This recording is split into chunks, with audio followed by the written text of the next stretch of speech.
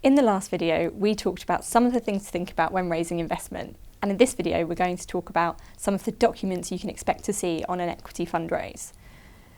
Now, the first thing you're likely to see, which we would definitely encourage you as a founder to prepare, is a term sheet. Now, a term sheet is basically just a 3 or 4 page document which sets out the main legal and commercial terms that are attaching to the investment. And the reason it's helpful to do that is so that you as a founder have a chance to talk through the kind of terms that are likely to be in there before you then go and have conversations with your investors.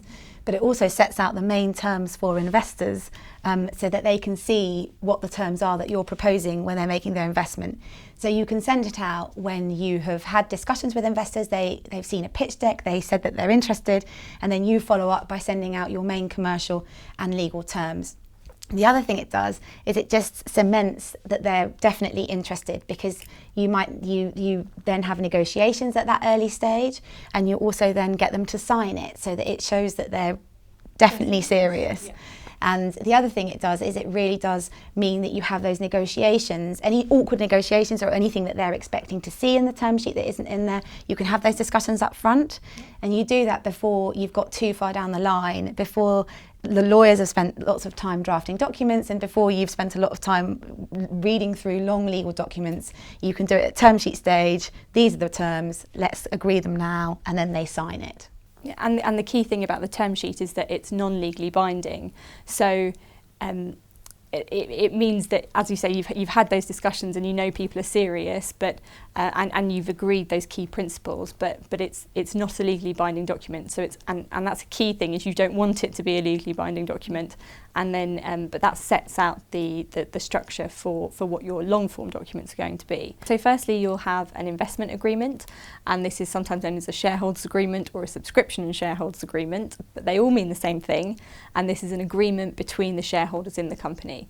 And this is a private agreement, so it's not public, it's not filed at Companies House like your articles are. And in this agreement, it's going to set out the key investor protections and founder obligations. So the key things in this agreement are going to be information rights, so which we talked about in the last video. So what financial information do you have to provide to the investors? Do you have to give them reports against, say, key performance indicators about how the progress of the business is going? It's also going to say if they're entitled to appoint a director and to the board, and how often those board meetings are going to be held.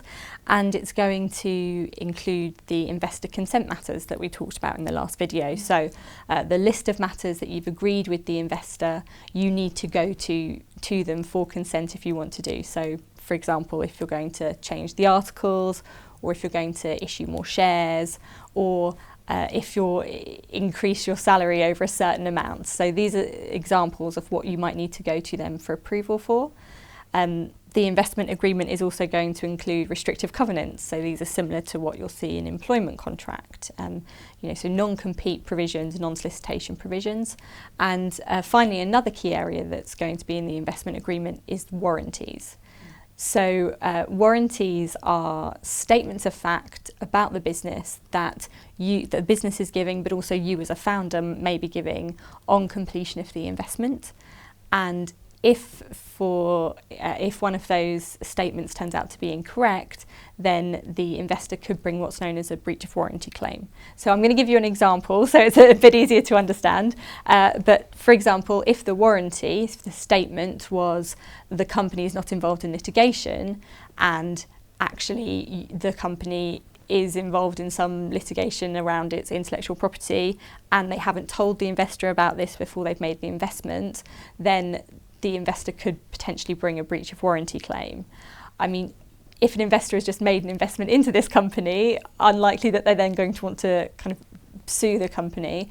But the reason the warranties are helpful is it encourages disclosure against these provisions. So it's making sure that everyone knows the key elements of this company when the investment's made. Now, no one wants to bring a breach of warranty claim against the company, especially when they've invested and they hold shares in that company. But the reason to put these things in there, and the reason investors all like to see them, is because it makes you, the company, and the founder really think about the things that you're saying about the company and disclose things that might be an issue in advance of them putting their money into the company. So that's the investment agreement. That's the document that actually affects the investment. So once they sign it and it's dated, that's when their money goes in. The document that works in tandem with the investment agreement are the Articles of Association. Now, your company will have Articles of Association already. It's likely to have model Articles of Association, which are the articles that are put in place as soon as the company is incorporated. But those articles will be updated and changed so that they work together. And the articles are a public document. They contain all the rights and restrictions that apply to shares, regardless of who owns those shares. And there'll be things like, that you have to offer your existing shareholders. You have to offer your existing shareholders the chance to purchase any shares that are going to be sold by anyone in the company in advance of offering them to a third party. A similar thing would apply on the issue of shares. So if you're issuing new shares, they need to be offered to your existing shareholders first, pro rata to their shareholding, before they're then offered to a third party.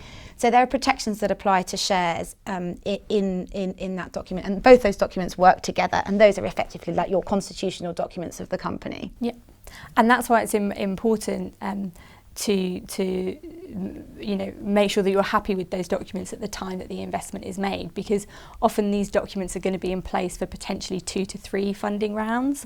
And so what happens, say you've had an investment, your investment agreement and articles are in place, and then 18 months later you're getting another investment. So those new investors coming in, you're not going to put new investment agreement in place again. What those new investors are going to do is sign what's known as a subscription letter. So say I'm subscribing for X number of shares, but also sign what's known as a deed of adherence, which is just a short form document that basically says they're adhering to the investment agreement that's already in place. And so that's why these documents are important, because they could be in place for potentially 2 to 3 rounds. What is going to be normal is when you get to, say, a Series A, you've got an institutional investor coming in. At that point, your documents are probably going to be updated. But if you already have these documents in place, then that is setting a sort of precedent as to what you as the founder are willing to agree to. So that can help sometimes with your negotiations with your institutional investor that's coming in. So it's important, therefore, to spend some time getting your term sheet, your investment agreement and your articles right, because they are going to be in place, hopefully, for a couple of years.